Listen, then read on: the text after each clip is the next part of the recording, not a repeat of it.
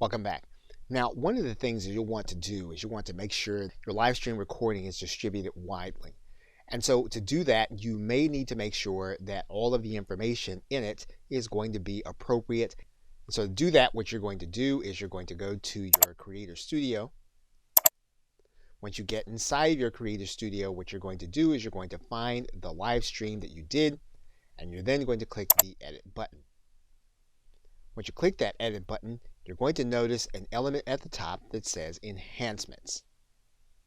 And there are two things you're going to be able to do here.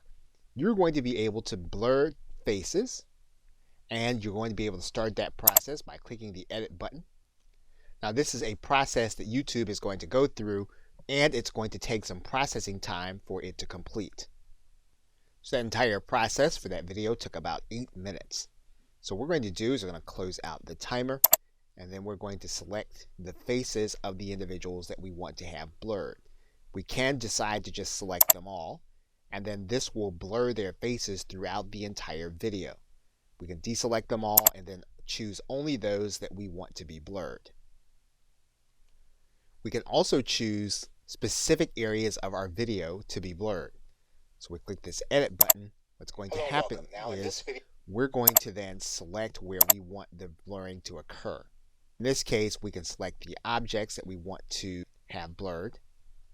And when we find one, we can just drag out our bar and then click Done.